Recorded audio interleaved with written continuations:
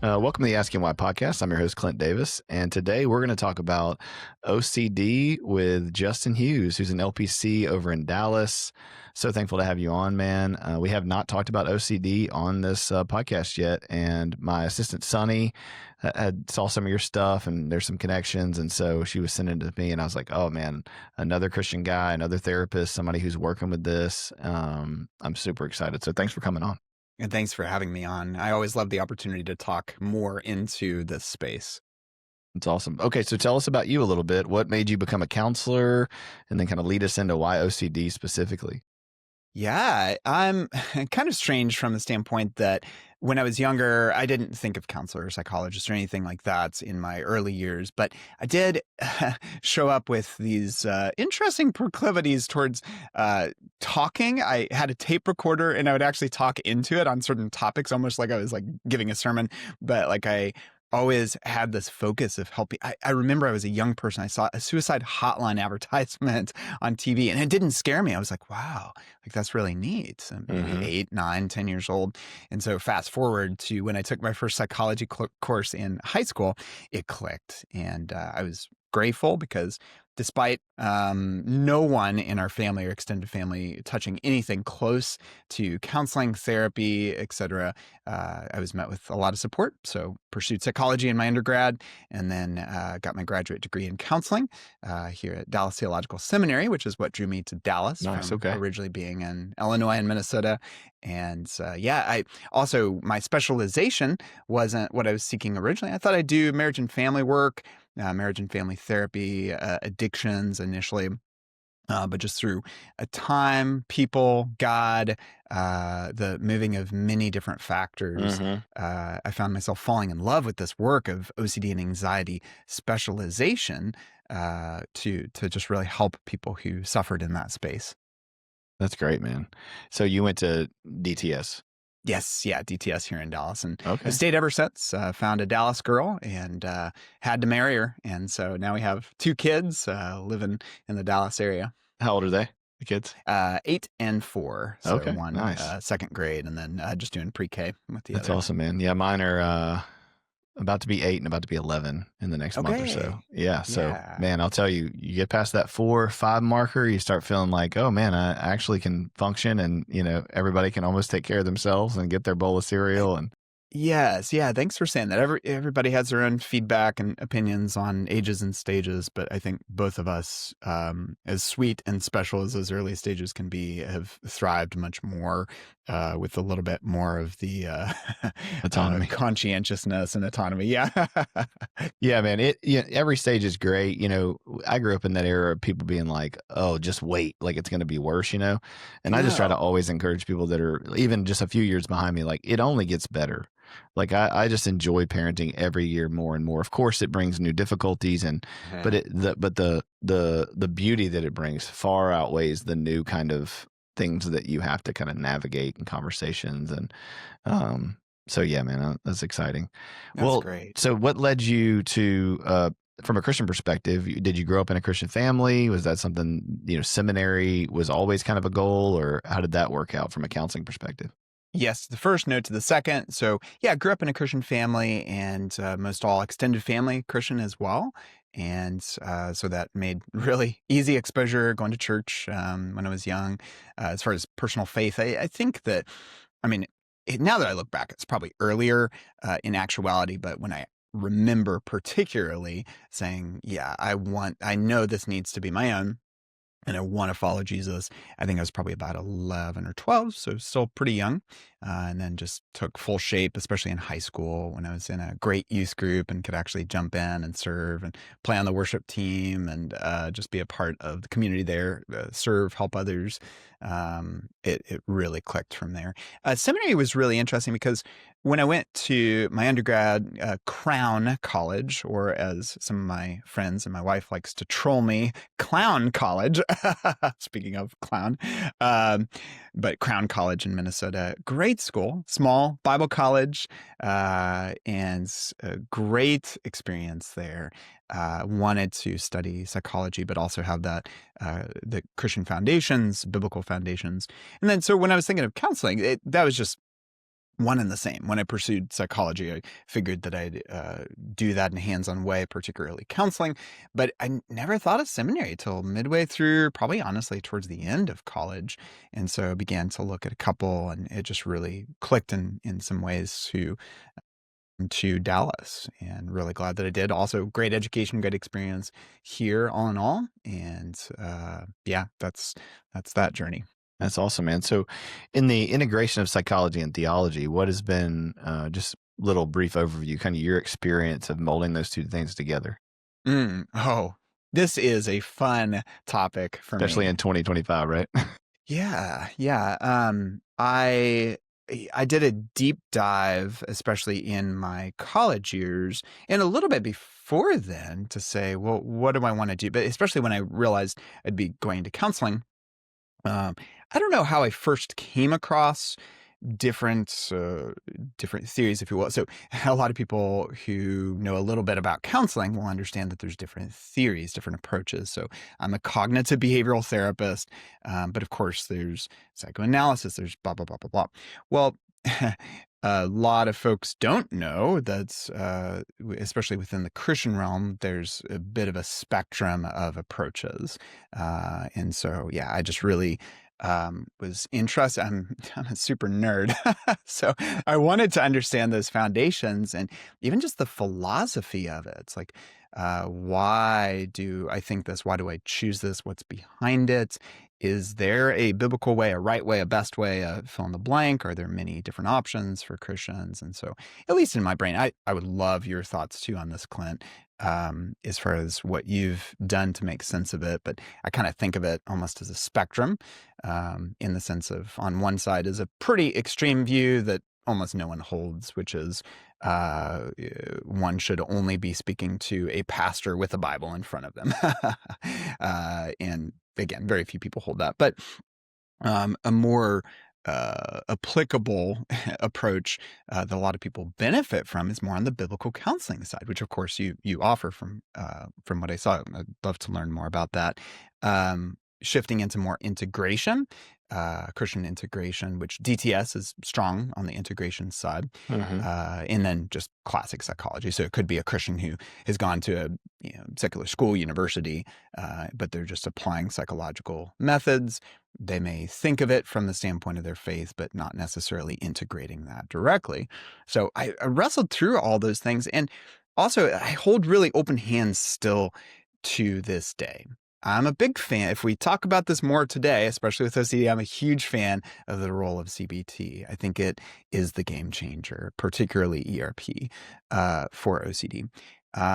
But these are human methods, ways of going about things, and so I always want to keep those open hands towards what meets people where they are, to always keep studying, always to stay open, and to know that only God is perfect. So that's kind of my early study and where I landed. I'm going to fight all day long, if you will, for ERP for OCD. But at the end of the day, when it comes to different methods, like I see the interworking of that in different roles, meeting people at different places where they're at. That's good, man. I like it.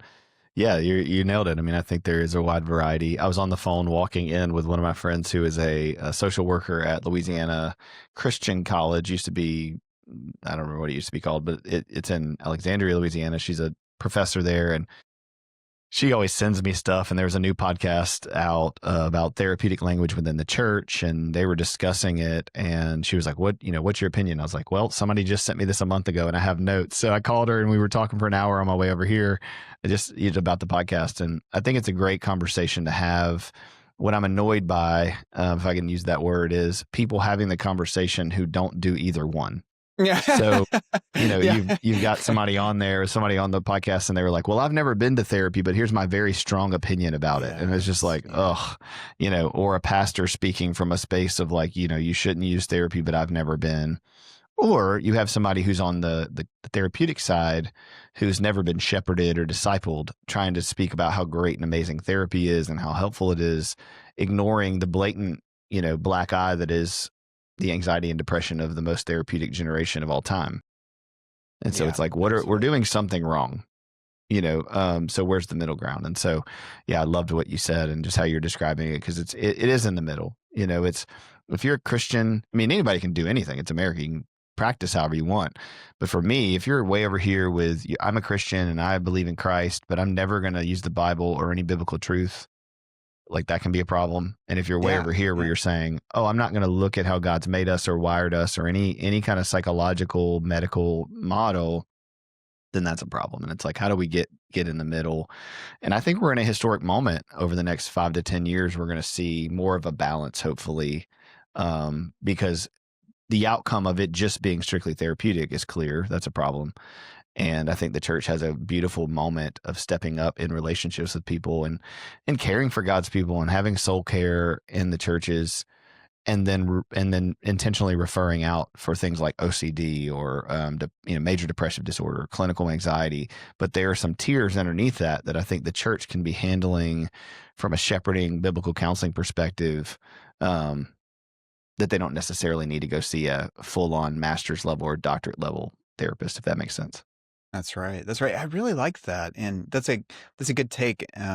It is one of those passion areas that I have to see, really to see the church built up and the church thriving. And so I think this space, it is an interesting cultural moment because on one side, for the ways that people don't feel comfortable in church, or working through problems in church, I think it's really telling. And there are a lot of people who are listening to this. They're paying attention to how therapy, to me, I would say it's become a bit of the Areopagus in biblical times, or the place where ideas are shared. And people, there are so few spaces now that we can go that can be safe to Hmm. share something, to actually receive, maybe, well, hopefully in good therapy, right? A counterpoint to our opinions, but to be Well, heard, to again, be yes, validated, that's the point. Yes. to be seen, and to do so with safety. And it strikes me that the church has done that actually really well at different points in history. I think better than oftentimes, at least in the American church, that we do. But I think it's an incredible opportunity. Not that I would merge the two and say that, oh yeah, like therapy and pastoral teaching need to be the same, but like just exactly as you emphasized it, that this working together, like if there's a problem, if there's a challenge, that affects our brains, that affects our bodies, fill in the blank, like to work with folks, to collaborate with clinicians, and then soul care in church, and those aren't always in neat boxes too, where we can step into all of those different areas, without fear, but just collaboration. Like I'm encouraged to hear you think this way. Good. Yeah. It's Yeah. a conversation definitely that I love having. I think what I'll do is put a pin in that, and tell Sonny that I'd love to have you back on and really just have a whole podcast around that. Because I Yeah. don't, Yeah. I have a lot of clinicians that work with me. But this conversation is something we have every day. We had this morning at 9 o'clock with my biblical counselors. We meet every week and kind of staff cases and pray and talk through what we're doing and what we're not supposed to be doing, and all those things.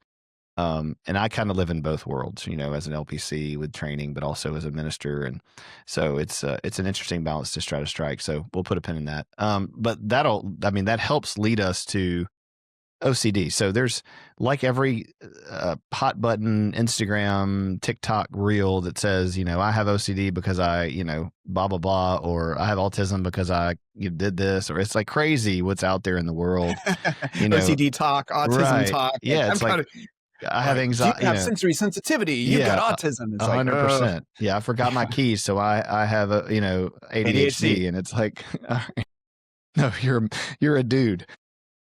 So yeah, so help us understand from your perspective, from a clinical perspective, what is OCD and what is that? What is it particularly?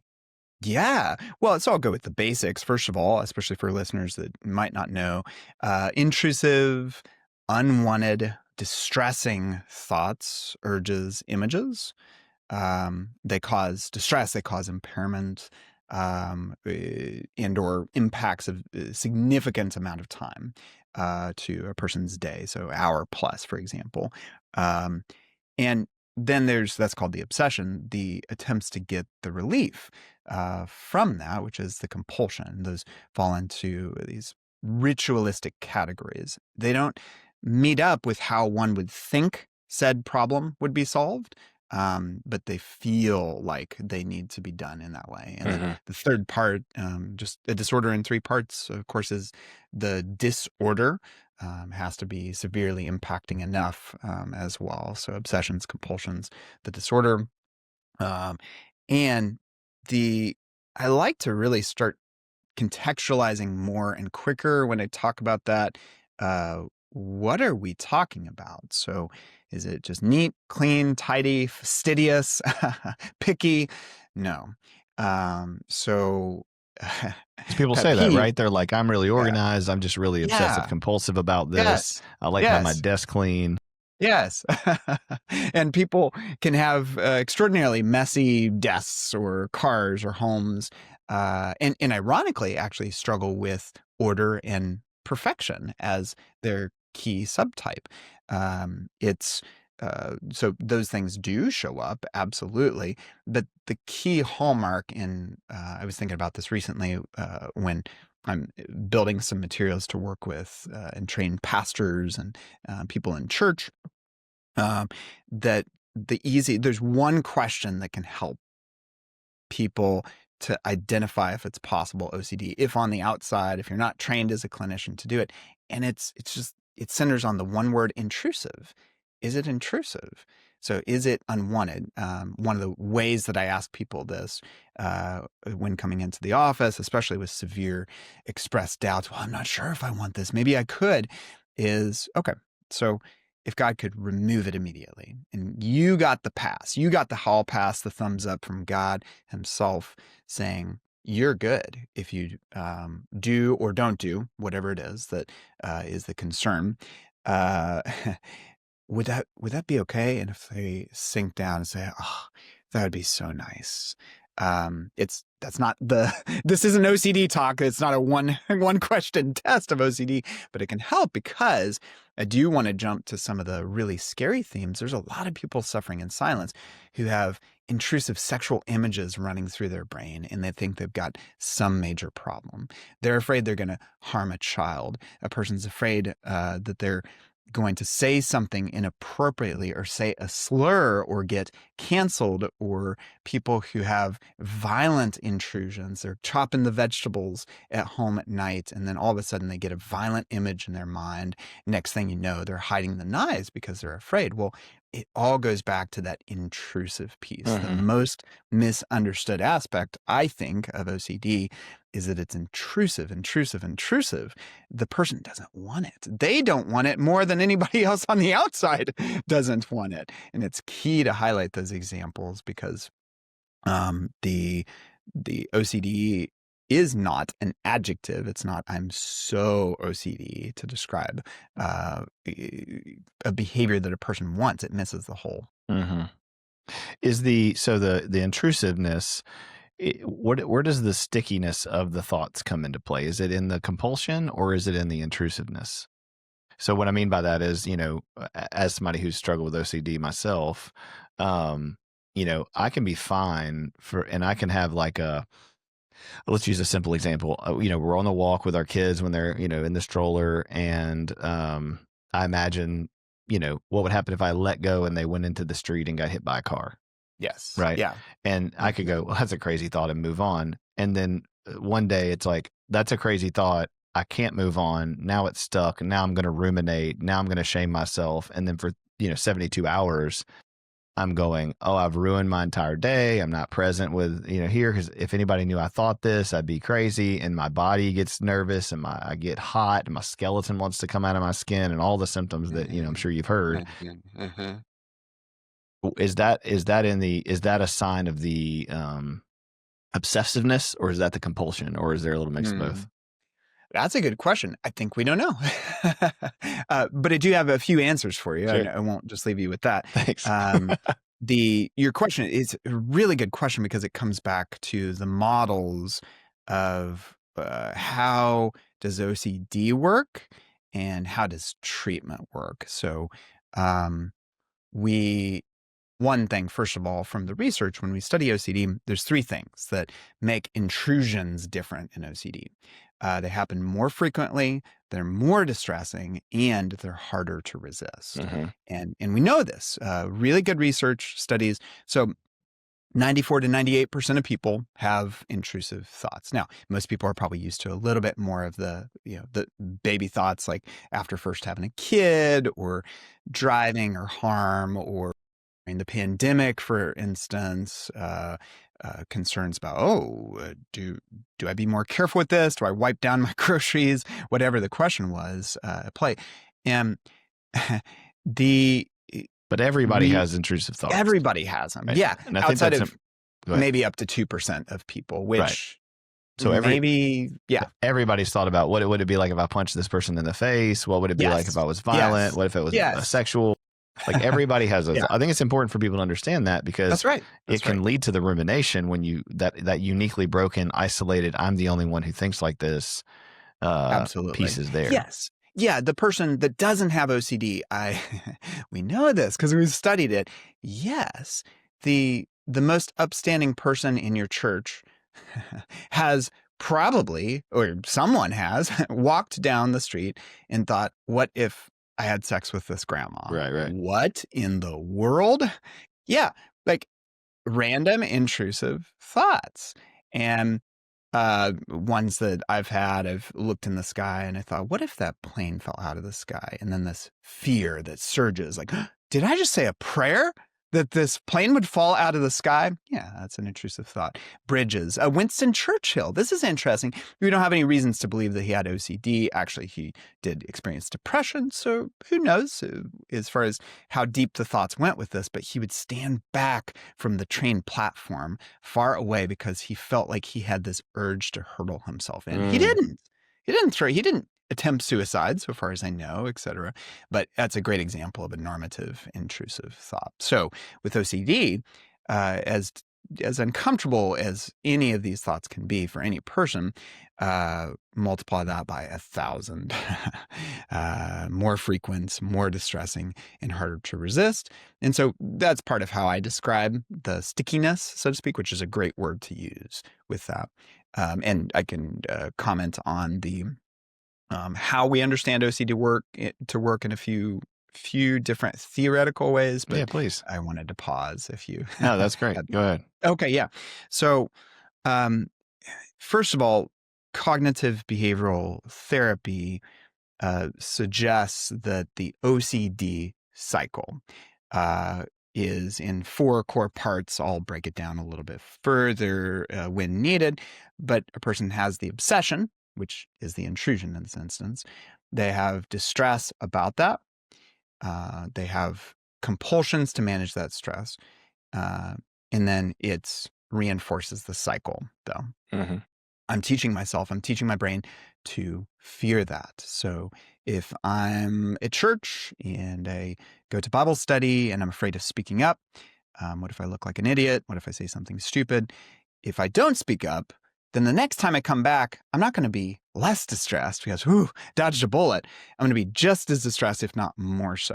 Mm-hmm. So no matter, this is probably an unprovable thing because it's not perfect. Sometimes it doesn't always work one-to-one with these things, but at some level that has to be true. This is just how fear acquisition in a fancy sense or in a technical sense works.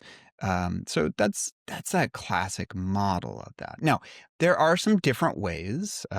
Recently, what's called inferential cognitive behavioral therapy suggests a slightly different model of looking at that. But with the CBT model, that's the predominant one, we're looking at this acquisition of fears. We're looking at what's called safety and danger learning. What do I teach my brain and body to fear and continue to fear? And how do I actually learn that something might be safe or tolerable?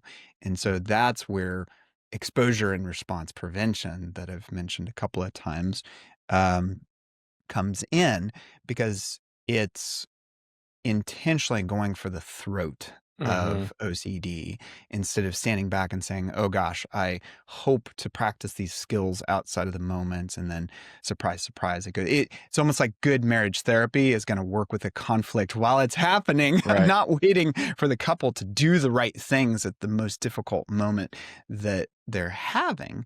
And so as to your question, the stickiness of OCD, from a CBT standpoint, the theoretical answer to that is gonna come back to it's just the danger learning. It comes back to Got how it. dangerous that feels. Yeah, so you're essentially you have the thought, and part of this is right when you don't know that, I mean, part of it. Well, I'm trying to think of how to say this. Part of it is when you don't know, when a client doesn't know, or I don't know that a negative thought is normal.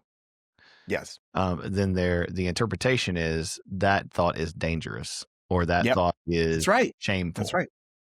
and so I have a nervous system response to that danger or to that shame that then leads me to go, I need to deal with that and not think about that, or I need to wash my hands because of that thought, or I need to go turn the stove off again because it may burn the house down. Then you go and do that, which then just reinforces, because it doesn't fix the problem if the problem's not really Yeah. unsafe. And Yeah. that reinforces, not, it doesn't help, it reinforces that the next time that comes up, I'm actually going to be more likely to ruminate on it or then go and Mhm. fix it, and then Yeah. on and all the cycle goes. Is Yeah, that yeah, accurate? exactly. And part of the trippy part of this, which can be really frustrating to people who have OCD, is that those things that are compulsions for the person with OCD, the average person can do with impunity. They can do with no problem. Um, and in fact, it may actually work. It may actually help them. I saw this post on Instagram a couple years ago or so, and a person was like, "Hey, here's a travel and lifestyle hack. You ever worry about whether you've locked the doors when you leave and turned off your curling irons?" I'm like, "Oh no, oh no, I see where this is going." And they're like, "I found out this method. All you have to do is just take a picture. So when you're on the plane, you're flying away, you can just look at your pictures and be like, okay, that's right, I locked it." I'm like, "No, no, no, no." I'm like literally saying no out loud.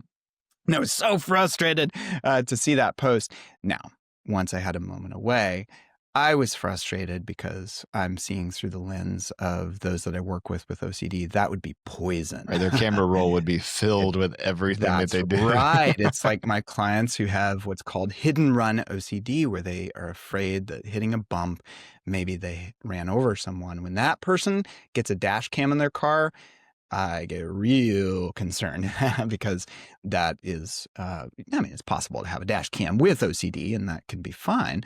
But if they're going to use it for compulsion, that's majorly problematic. So when it calmed down from the fact that, okay, if that person actually finds that helpful and relieving and they're not obsessing, no problem. And I don't need to be upset with them for doing that. Frankly, I do think that it's probably not the best method because part of what we need to do from an executive function standpoint is develop the ability to rely with confidence on actions and decisions. So I would argue executive functioning, that's probably not the best, but it, a lot of those things are luxury items for the person that doesn't have OCD. The person with, unfortunately, that's, as I said, poison. I love that you said that. So for people listening who might not be in our heads as therapists, yeah. So if a person, it's such a common treatment modality and worldview that as long as you've fixed the problem, the external, problem, that it's fine. And so if you take a picture that your locked doors are there, your oven is off or whatever, and you get on the plane, it's like, oh, that's great. And the question that we would have is, well, why is that your mode of operation? Like what else is going Yeah. on underneath that you don't feel Yeah. confident? Yeah. So And as you say, why, that comes back. Are you familiar with functional analysis? What's the function? yeah, yeah. But for the So, yeah, yeah. remind them, give them a brief. Yeah, yeah. So, the this is where I won't nerd out here on this, but it comes back to what's the function of the behavior. Hmm. And this, for Christians, I commonly use the reference of Jesus with the Sermon on the Mount when he was preaching the gospel of the kingdom that also doesn't just say, "Oh, fine, walk around, just think whatever you want about people. That doesn't matter as long as you don't murder somebody." Jesus cut straight to the heart of it to say that to have this anger with my brother is the same as murder. Mm. And it that is I'm not trying to put words in Jesus' mouth and say, "Oh, look, he's doing a functional assessment." I think there's we can have way too much bias in trying to prove our own theories Too much at times. But eisegesis and not enough exegesis, right? exactly, Yeah. well said. So with that though, obviously Jesus was getting to the heart of it, and that's what we call it functional analysis. Is it just says what's the function of this behavior, and that's where people on the outside, loved ones, spouses, community groups, fellow church members, pastors, if they first of all ask that question, like, wait a second, is this intrusive? If they're trying to help somebody, they can also ask, and of course the sufferer too, they can ask, what is the function? Is this person praying for the third time about exactly the same thing? Or is it a first time? So, of course, if somebody comes to the pastor and says, I don't know whether I believe in Jesus. Whoa, like, well, first of all, that's pastor's heyday. Like, thanks for coming. Let's talk about this. The normal, natural thing and a great thing would be then to educate, right? Okay, well, da, da, da, da, da. But then that functional piece tunes us in, of course, to, well, wait a second, they've come back 3 times, and this is interesting. I just talked to a staff member, and they asked the same question to them as well. It always comes back to the function, to the Good. heart of the Yeah. matter. And so information in that specific example is not actually being helpful. Exactly. Right. Yeah. Yeah. So they have Yeah. all the information, and yet they continue to go to other people for more information as if information is going to solve the problem. That's right. And for Christians, using proof text verses of, well, scriptures say this, and to those who believe, and you need to believe, and right belief, and so forth. And Yeah. this is where I do want to throw out, if I can, the caution to those that don't understand a lot of the inner workings of OCD. Be careful Mm-hmm. with OCD, because it looks like it's right. It looks like it's good. But if it's just a little off, notice that. Because in the church, in different counseling methods, just even psychodynamic supportive talk therapy can say, oh, wow, this person doesn't have anybody that they're talking to about these fears. What they need is Talk to be able about the to fears. process. Yeah. Exactly, which is wonderful for all sorts of things, like walking through, talking through grief and loss and so on and so forth. But it's just rumination for here, the OCD. exactly, Yes. exactly. And I know for you, Clint, it's like this is 101. No, total it's super review. helpful. I mean, I love talking through this stuff, whether I know it, because it affirms and, reaffirms the stuff that I'm doing and the work we're doing. So no, not at all. I mean, this is for the audience. It's not, it's for me and you, but it's like, it's always great to talk to another clinician who's a Christian and who also is making sense of these things in application, because I think, like we said in the very beginning, a lot of people use this language, and I think as great as social media is, and as great as YouTube is for more information out there for people, right? That we have access to all this information. It's actually, again, not actually the solution, and it's causing more rumination and more anxiety, because that relational dynamic of somebody knowing specifically about OCD and how to treat it is so important. So I think that's super awesome. So moving into that, what is somebody's obsessing, they're compulsive, right? It's disordered in their life, and they're like, man, I just can't stop, doing this. What is your typical treatment model for that? Yeah. So first of all, in the assessment and diagnosis, wanting to ensure the appropriate diagnosis of OCD, it more often than not shows up with what are called comorbidities, so other disorders. Depression, very, very common. I think about 60% of people with OCD will experience at least a depressive episode. Very common. Anxiety disorders, very common. Neurodivergence, very, very common as well. Autism, ADHD, learning differences, a lot of things show up. And the treatment plan has to be personalized to that. I'll use one example, thinking about a case this week where, um, with OCD, the person has ADHD as well, a lot of folks.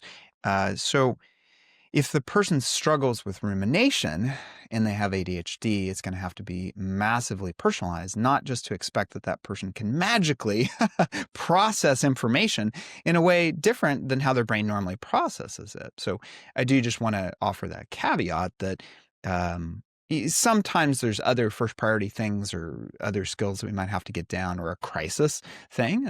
So if depression is the number one thing, I think it's just important to say, we just have to personalize that to the person. But just OCD, just by itself, if you're letting this dog loose on OCD, um, specifically, even though cognitive behavioral therapy is much broader than ERP, um, and involves a number of factors, the thing that is known to help the most from a studied evidence-based standpoint is the exposure with response prevention. Um, two things: I face the thing that I fear or am distressed by, which can be disgust or guilt or fear. It's not just an anxiety disorder. And people get really scared when they hear that because they think of doing the very thing that they're afraid of, but that's not the case. If I'm, for example, if I'm afraid of nuclear warfare, well, obviously I'm not going to ask a person to drop a bomb. Like, come Right. on. And this is especially important with the unacceptable thoughts domain of sexual violence thoughts. Most people can quickly understand, like, yeah, okay, if I have contamination OCD, I'm going to have to be able to use the toilets. I'm going to have to be able to touch the doorknob. Going to be able to have to be able to sit in a room and go an hour without washing, for example. That's a little bit more implicit, but it's important that people know up front. For those ones that are a little bit less obvious, where the, the exposure is to the less of the situation and more the fear of something terrible, we're not going to prescribe the bad thing to them. Sometimes the best exposure looks like doing Bible study. Sometimes the best exposure looks like a conversation or sharing your opinion in a certain situation. Like, Mm-hmm. it's often actually a lot less scary than people think. So I conceptualize it in 5 parts. There's tracking, targets, plan, practice, and review. So I broke this down in my incoming book that the tracking, we can't work with OCD if we don't know when, where, how much it's showing up in one's life. Mm-hmm. So if I'm just walking through the day willy-nilly and I'm hit with an obsession, a compulsion, and I can't pinpoint, it's like, well, what are my specific thoughts and behaviors and what's the context when this comes up, Mm-hmm. I'm going to be in really bad shape. So that tracking is first and foremost. Yeah, that's great, man. I mean, I think, you use the term tracking, and that's a very hunting oriented, term. Yeah. And it's like, yeah, Yeah. if you want to kill, I'm like thinking about my friends who hunt. It's like, if you're going to kill this animal and you don't track it, you don't know where it goes, you don't know its patterns, you don't know where it eats, where it sleeps. Like, the likelihood of you just going out in the woods and seeing it is very, very, or, It's you know, a beautiful yeah. metaphor. Mm-hmm. Okay, That's so right. tracking's first. So we figure out where it's going, how much it's going, where it eats, where it sleeps, where it impacts us the most, so we can have a good grip Yeah. of all of that. That's right. That's right. And a lot of times there's commonalities, Of but it course. helps to read others' stories and so forth. But there's also a lot of differences. So, people will always have some sort of variation that with the theme of, let's say, perfectionism and symmetry. Like, I feel like I just need to type this email just right and I have to keep reviewing it and keep checking it. Well, some people really struggle with work and school, but then you might be surprised, not you, Clint, but the listener might be surprised that sometimes it doesn't affect that at all. Like with ADHD, people are like, oh, you probably struggled in school. No, like sometimes there's like star students, valedictorian of the class who are doing really well. And so that's where we want to really understand what does it look like for them. So then the target, which, man, let's keep using this hunting metaphor. That's a good one. Thank you, Clint. So we need to know what we're targeting, because at some level, yeah, there's all sorts of tracks that we're going to find, maybe our own, and it's going to be easy Justin, to you're be crushing it, confused. man. You're following the analogy great. So yeah, we have to have a target, and some of that's just a practicality that there will be anyone who has OCD will experience hundreds, thousands of obsessions, especially in their lifetime. And so I've worked with some pretty big hierarchies. I'll talk about that in a second, where we get it on paper or pixels to see like what are the different exercises. For some, there's like 10, others, there's hundreds of items. It can be touching doorknobs, but it can also just as equally be watching TV at home late at night. It can, whatever So the it target is happens. what you're trying to get rid, like the thing you're trying Yes. to hit.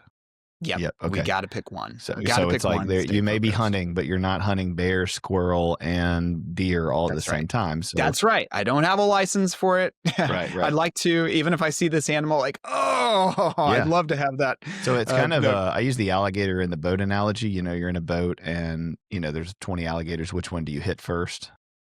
And it's the one who's closest to the boat. There may be a big one over there that's like the major problem, but he's not trying to snap your arm off at the moment. So that's kind of how I try to figure out what the target is with this, is like, what is the thing that is immediately messing with you? Is that this is really accurate? good. Yeah, that's exactly Okay. it. Yeah. Now, some people, for a different reason, this is pretty rare, might have a preference towards something that's a little less Sure, threatening. sure. Uh, but that's up to the person to decide. What Yeah, their and I target. and I would say it's not really. It's a kind of, the analogy breaks down maybe a little bit, but the threat is actually the big one, right? So I'm not saying you should go after the most aggressive, dangerous thing with OCD. It may be a smaller thing, but it's more of like, what's the immediacy of this? Not necessarily the danger or the heaviness, but like, what's something that's tangible right now that's the closest that we could That's address? good. And that actually Yeah, would be maybe a smaller alligator, but it's right here, right now. that's great. Yeah, that's really good. Okay, Yeah, so so setting a tracking, target. target, and then what? Mhm. Planning. So Okay. the plan. And I use a hierarchy. Some people don't. That's a very behavioral thing to do. But 0 to 10, how, or 1 to 10 when talking about challenge level, is this going to be, and or do I know this to be? Mhm. So if I'm going to um, go to a group gathering, I don't know, fellow professionals meeting, and I have contamination obsessions. Let me join two together that are actually really common: contamination and sexual obsessions. And compulsions might be avoidance or care with handshaking or touching face or eating food, having safety hand sanitizer in the pockets, trying to suppress thoughts, supposedly bad thoughts, or making sure to quote unquote think right. The person may be exhausting, spending a lot of mental energy with trying to quote unquote think right in some sort of social Mhm. situation. So if we're building a plan, we have to have an idea of the big picture things that we're trying to tackle, and with the target, where we're one at a time until we get to the place that we can do multiple at once. Um, and so walking in, if it's kind of equal, sexual obsessions or contamination, what's the one that the person wants to work with? Let's say if it's contamination, then hierarchically, we may have go ahead and introduce yourself, shake three people's hands before you use sanitizer. And a lot of people are shocked, like, wait, what? Like, isn't it that you just like force yourself to do the whole? No, not necessarily. If you think that you're going to be overwhelmed and you normally use hand sanitizer, a little dabble, like people get quick, really sly with this stuff so that people don't notice. Just a quick sanitizer dot after each hand that you shake. What if you shake three hands? That would be what I refer to as diminishing the Mhm. compulsion. Making progress can be in part or whole. So with the plan, it's what am I doing? What am I for my targets? am I working on a number 3 hierarchy item? And then the next time I go back, I'm going to do it without using any hand sanitizer, or maybe I shake 5 hands Right. before That's sanitizer. good. Fill in the blank. And so each one of those are actually different practices. So You're giving um, them expectations to look forward to somewhat alleviate the pressure of the obsession and the compulsion, because you're not just asking them to do nothing and ruminate on that. You're going, hey, we're going to build some tolerance with this window here, and we're going to be able to like make space here and practice and see that you're okay, which actually diffuses the need to obsess and be compulsive because that's yeah. right. Yeah. Oh, Yeah, well said. Yeah, so the plan just gets down a strategy like any good coach, et cetera. I can imagine with the hunting, that a father and son, example, going out once you've done that tracking, saying, okay, this is the animal we're going for here today.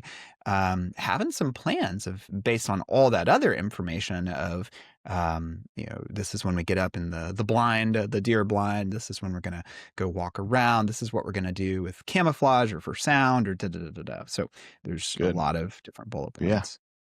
Hey, I love your metaphor. I can't believe, man, my book manuscript's already done. I should have totally stolen your ideas and taken all the Throw it in credit there, for it. man. Throw it in there. It's not mine. It's the Lord dropped it in my brain just now. So, I love analogies. I mean, I'm sure you are as well as a counselor. Like just being able to have a practical. I don't even hunt, but like, I don't know. That just came in my brain. All right, so Yeah. tracking, targeting, and then planning, and then what's the next? Practice. There we go. So then That's we're the implementing the heart. actual hunt, Yeah. and then Yeah. actually out there with our gun ready and our bow ready Yeah. or whatever, and we're on the hunt. Yeah. We're Yeah, doing and the thing. a lot of times people feel shame to do this in session. It's so important to do it in session, and I work to never So take this for granted. that's the power of the good therapy, man. I mean, Yeah. yeah, practice is the key to everything. I do think that information is helpful up front. I do think that validating someone and sitting in their pain with them is so helpful. Jesus does that really well with anybody in pain. But yeah, if we don't get people to embody and practice the things that they say in our sessions, then the likelihood of them practicing outside of session is very rare. That's right. It's good, That's man. I right. like that. Okay, so Thanks for saying practice, that. and then what's the next one? Practice. And then review. Okay. So another piece that a lot of folks just click along. It's like, oh, it's 2 errors on either side. They go beast mode for just all of it. I got to get them. Right. I got to catch them all, do it all at once. That's not wise. But then on the other side is to just really minimize the role of not, well, actually, I guess it's kind of two parts of the same side. Just skipping on through once an exposure is done. No, the CBT is based on learning theory. How do we learn as people? How do we learn as human beings? And so it's all about the learning. Today with the session, I spent an uncomfortable 15 to 20 minutes, not uncomfortable in a bad way, uncomfortable for me because if you let this dog go, like I'm okay, let's go on to the next thing. But I was intentionally practicing my distress tolerance to review, to say, hey, instead of just rushing to the next thing after having success with the first one, what went well? Is there any gratitude? It really turned into a spiritual exercise too, because it was reflection on God's That's faithfulness great. through the process, what it's looked like. And it's, we could say that, well, the practice of ERP, the exercise, that's what's needed. All these things are needed. So the review is how did it go? Plus, sometimes it does go poorly. Sometimes I overshot the runway. I expected I would be able to go the whole meeting without washing. I expected I'd be able to go to church with, being able to sit for the full service. I ended up having a panic attack. I had to leave, excuse myself. These things are actually remarkably common to happen. So we just need to keep making adjustments without condemnation, without shame, to help the person. I like that. That's great, man. I think the one thing caveat that I would give is I love it with OCD treatment for sure. Like what you're saying is great because the whole scheme kind of comes together and that and I was in the army, so it's like after action review. Like how did that go? What did we do right? What can we do better next time? Like that's always great. If clinicians are listening to this, one of the things that I think is overdone, and you can push back or not, when it's just let's call it a regular person. I don't know if they exist, but a person who's not struggling with obsessive compulsive disorder, is that we do like a practice and session, whether it's couples communication or whatever, and then we do a review that's unnecessary. I think a lot of times that's Mhm. for a clinician's anxiety or pastor's anxiety to be like, well, how was that Oh, for you? And let's review yeah, how this yeah, is yeah, yeah. going. And so I just want to make sure we're talking specifically about this. You review it because of the obsessive compulsive disorder and because of the way that treatment flows out and because you want to make sure you're on target and you're tracking the right things and you're practicing the right things. So you review it. But I do think that there's an emphasization in clinical care of like having somebody do something hard and then kind of like talking about how hard that was. And what that sometimes does is it deflates confidence instead of just treating your client like, yeah, they handled it. It went well, and let them bring that up if it was difficult. Does that make sense? Yeah, yeah, yeah, absolutely. Yeah, there's totally. That can be overdone, the review, and can be, more for, yes, listeners. Clinicians are human too. It can be exactly as you said for our own anxiety. Like, is this going okay? Yeah, yeah. Do they like me? You may wonder if your counselor likes you. Well, your counselor also wonders if you 100%. like them. Yeah. I say that from personal experience. You're like, there's that piece where you're like, was that okay? Are you all right? Are y'all going to make it? And yeah, you realize that's my own anxiety and I just need to let them be okay and have done the hard thing and move on. But that's different than what you're saying, but it just came to me. Yeah, yeah, and I would say too, like review, generally speaking, if you can't do it in under 3 minutes, That's it's good. probably Yeah. too long. You're It's not wanting them to go fast, quick. reprocess Yeah. everything. That's great. Yeah, Man, like I that's a use great setup. I really love that flow and the way in which you have that played out with clients. I can see why that would be very, very helpful. mm.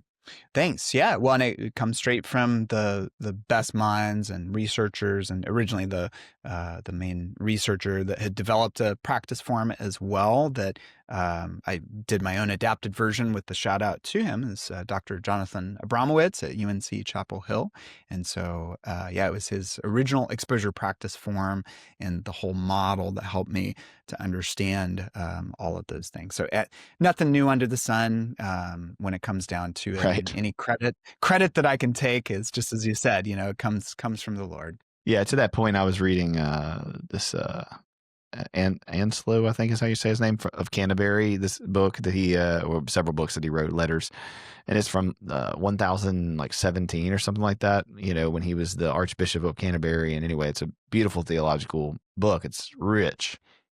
And I was telling my friend this week, like, we think we have all these new things to say and all these insightful podcast clips that we can cut. And we thought about this theological thing. And it's like, then you read something from, year 1000, and you're like, oh my gosh, these guys are so smart. So yeah, I mean, there's nothing new under the sun, but I do truly believe, Justin, that the most important thing is like your sphere of influence, that people are like, you write in this book just as an encouragement to you, man. Um, I know that other people have written things, and there are things that you've probably written that you're like, why am I, I'm writing this, but they said the same thing, or I'm just saying this thing in a different way, and blah, blah, blah. Like, we all have that in our brain. But the reality is, man, God has given you people in your sphere of influence that need you to write it from your perspective. And they're going to read it, and they're going to saturate it, and they're going to read over it and study it and bring it in their church and bring it in their home because you wrote it. And, Yeah, so I yeah. just want to encourage you in that because Thanks you think about much. like house church models, you think about practice models, you think about books about parenting and discipleship. The hesitancy would be, well, that was already written, so I shouldn't write it, or that was already said, so I shouldn't do it. But look, Francis Chan has a house church model. Francis Chan's, world renowned pastor. I don't know a person who is doing Francis Chan's house church model.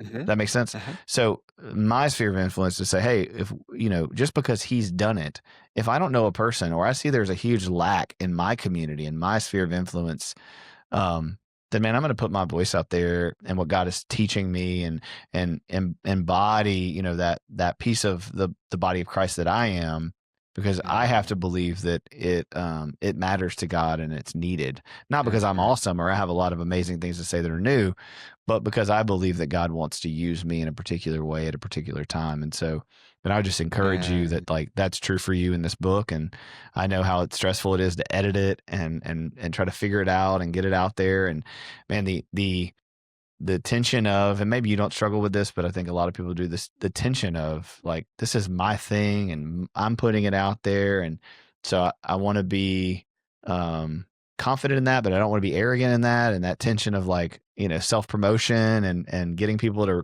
so Yeah. if you would like me to read it or anything, man, send it to me. I would love to be an advanced reader and, promote it when it comes out and whatever I can do, have you back on and talk through it. And because as Thank Christians, man, you. we need to have each other's back and really encourage each other and edify each other That's in this hard right. work. Oh, thank you. And that is, thanks for that encouragement on here. That's really spot on with things that are so encouraging for me to hear and really pairs with some of the journey when I've thought, especially on the writing side of things, but sometimes even on the counseling side of things, that I will think at points like, oh, I thought we already had that down, or sometimes be frustrated if I see online, somebody asking something that for me is a more basic question. I thought everyone already knows XYZ. Yeah, they don't. It's interesting that you would say that because yeah, this really has been on my heart that you use the word even discipleship, and that's the thing, like, again and again and again, like, coming back to that place of being with people, nurturing people, loving people, um, is where it's at, and some of that work, maybe all of that work has to continually be repeated, and so that's an encouragement that it's not a just like the exposures will never be a one and done for a person, nor is a book or any one person with those things. But we can take heart. That's not discouragement. That's encouragement to me. That the sphere of influence is where it's at, and I think it's easy to fall into. I fall into.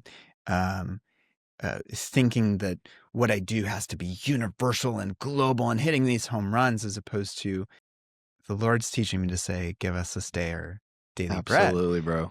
And what does that look like? Well, yeah, I've thought about this even just locally. It's like, oh, there's so many changes I want to make in the world. Well, first of all, what about myself? And am I in right standing with my walk with the Lord?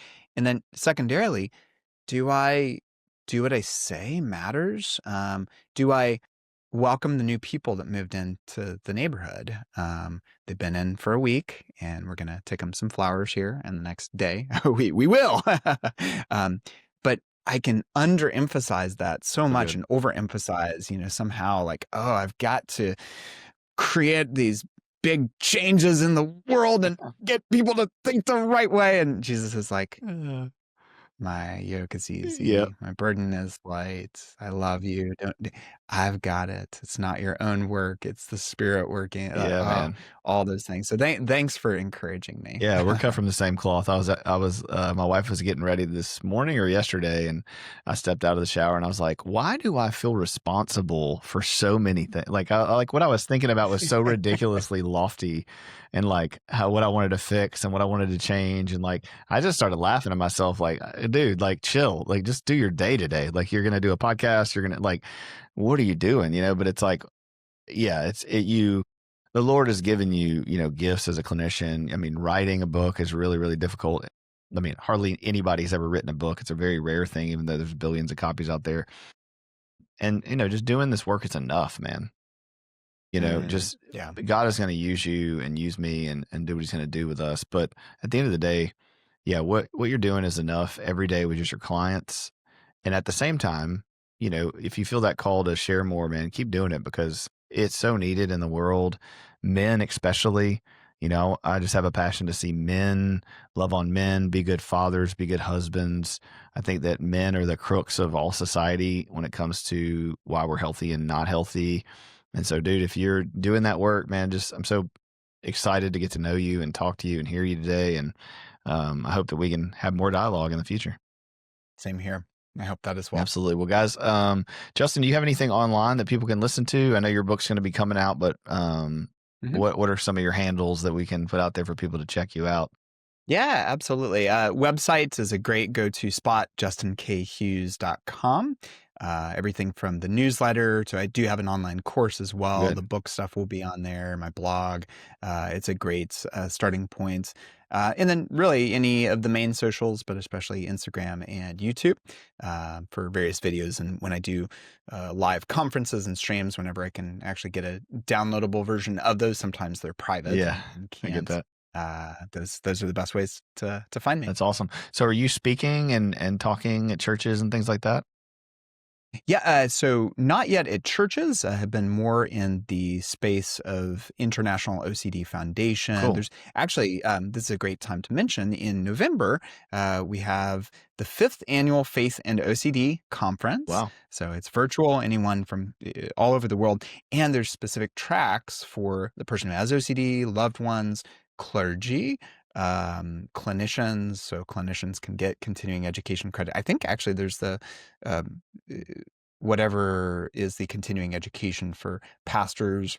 Yeah. Are you teaching in that? They offer those as well. Yeah, I'll be doing a few, one on scrupulosity, one on the role of Oh, I like willingness that. in Yeah, treatments, that's cool. and then just the Christian breakout group. Now, it is a secular organization, but it's a fabulous place to really learn about, grow, and connect with a lot of folks. Yeah, I'm a big believer that, our as individuals, we have got to be in the Word. We've got to be in community so that we can go and listen to anything and, eat the meat and spit out the bones, So I think those things, those secular works are incredible, and God is over all of that. We have to be careful with it and be, mindful. But at the end of the day, like, I think that's awesome, dude, that you're doing that and plugged in. I'm the same way. I speak at conferences all the time that are trafficking conferences or trauma conferences, and they're not Christian, but I try to slide the gospel in and be the gospel as much as I can. So, well, man, that's great. I really appreciate your time. I'll put all those links in there. If you wouldn't mind sending Chip or Sonny that link to that conference, I would love to look at it, and I'll post it as well. Yeah, And that would be great. when your book comes out, when's it? You're doing the manuscript? So where are you at on that? Yeah, so the editorial team, waiting on them. So they're a little bit backlogged. They will basically touch it beginning probably about November 1st. And so from there, they estimate maybe April at the soonest. Okay, what's the title? Print form. The Christian's Guide to Overcoming OCD. That's great. The subtitle I always forget, but it's like tips and tools, evidence-based practice, stuff like I that. get it. So, awesome, man. yeah. Well, we'll put that out there. Thank you guys so much for listening to us, and God bless and have a good week.